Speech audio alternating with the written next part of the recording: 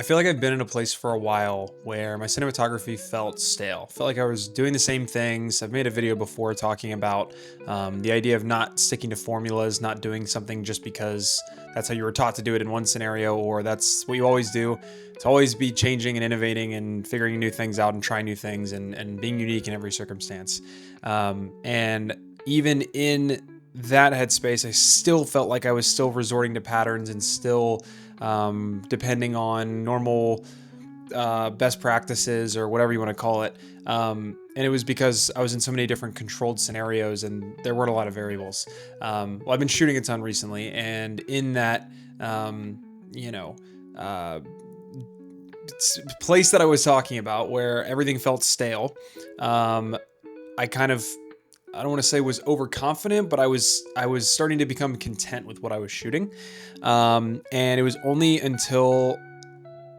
when I pushed myself that I really felt like, I could kind of actually truly start to learn again. If you're new here, my name is Colin. I'm a cinematographer and I work full time for a production company in Ohio, and I'm their in-house DP. So I'm in charge of cinematography for all the shoots. And I was before that I was a freelance cinematographer, still do freelance work. So I work in the commercial, corporate, narrative, documentary, sports space, a little bit of everything. Our company's pretty diverse in our portfolio.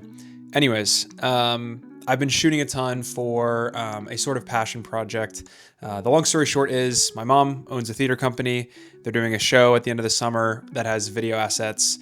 Essentially, they are 15-second vignette backstories for a bunch of different characters that will play during the show. It's a really cool project, but obviously 15-second vignettes are like pretty short, but there's 12 of them. So for each character, which there are 12 of, we've been doing a high-end cinematic backstory for them. And so over the last 2 weeks, I think I've had 10 different shoots, all of which in a different location, all of which requiring different gear and different storytelling and different actors and all of these different variables. And it has been really hard. I've been like, I don't know, back to square one. I feel like I felt like I've entered a new tier of where my standards are for what my work has to look like, for me to like be happy with it, I guess, which isn't, I don't mean that to be like hypercritical of myself. It's just like, I want to keep myself at a high standard and make my work really good. Anyways, it's been really hard because it's taken a lot more. Again, I've been in all these controlled scenarios with crew and with resources and all this stuff. And now I don't have any crew and I'm scaling back my kit, and it's literally just me running around like a chicken with its head cut off again, back to the good old days, which is not how I'm used to operating anymore. So yeah, it's been really hard, but it's been really good. Like I'm feeling like I'm learning and I'm struggling again, which is teaching me things. And I'm looking back at my work and thinking of exact things, about things I wish I would have done differently, or could have improved on, or stuff I was happy with, or things that I thought was going to turn out better than it did and then it didn't, or vice versa. I was like, I don't think that was going to turn out. And then I look at it after I, grade it and I'm like, okay, wait, that turned out way better than I thought it was going to. I don't know. It's an interesting place to be, and I think it's the right place to be. I think I would rather be here than content and not learning and growing. So I guess this video is to say, if you want to get better at cinematography or filmmaking or working at whatever it is that you do, go practice, go do the thing. I have spent the last like month or two, it feels like, before this project started, just consuming and watching videos about like this camera and this cinematography and this lens and this practice and this color grading technique and all this stuff. And like in my head, I was learning. And then I go on a couple shoots where I struggle and I can't put the image together that I want until I spend an extra 15, 20, 30 minutes, whatever, and mess around and finally figure it out, kind of. And then afterwards still reflect on it and learn more and be like, well, I should have done that. But that pressure has done so much more, and that actual real world environment of like watching a video and being like, oh yeah, okay, that's probably how you make that image.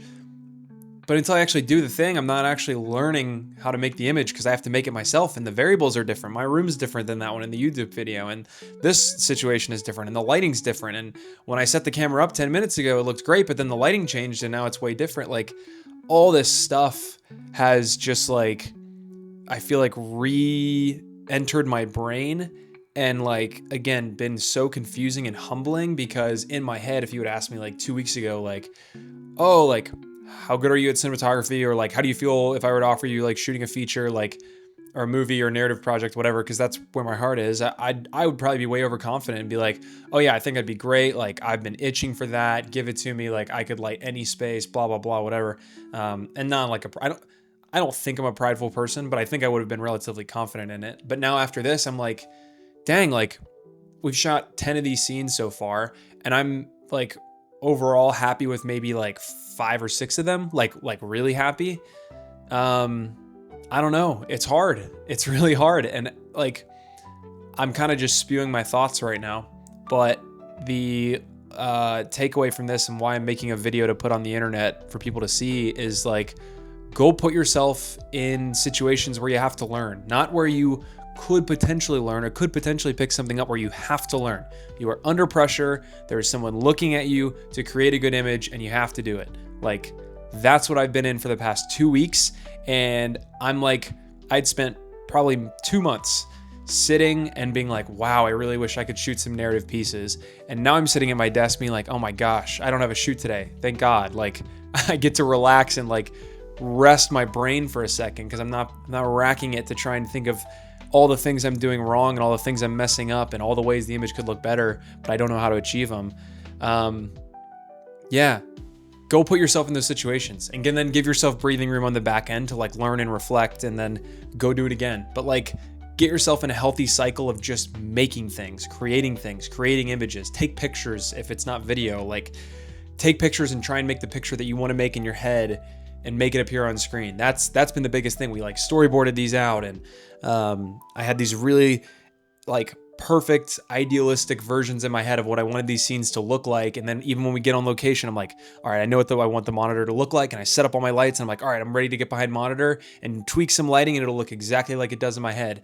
And then I'm like, okay, no, this looks terrible. This looks like there's clearly very sourced lights, movie lights, whatever. And I have to start back from scratch because I'm not happy with it.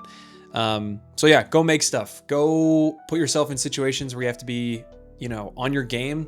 And if you're not on your game and you mess up, that's okay, because now you have something to learn from. And now I've got 10 brand new scenes that I have put together, some of which I'm more happy with than others. And the ones I'm happy with, I can analyze and think, okay, what did I do well? What worked well? Why does the lighting look the way I want it to look? And then I look at the other ones that I'm not happy with and be like, oh, okay, here's what I did wrong. Here's why this doesn't look good. I should have put the light on the other side so it looks like it's coming from here rather than there, blah, blah, blah, whatever. Yeah, I've got a lot to learn from. So thank you for welcoming me back to YouTube if you watch this video. I've got some more content. Hopefully they'll be put out soon. Can't guarantee it. I'm probably going to get busy again. But if you are subscribed to the channel and checking me out, I appreciate it. Yeah. Hang around for more cinematography stuff, life stuff, whatever this channel is about. I appreciate you being here. Thanks, and I'll see you guys in the next one.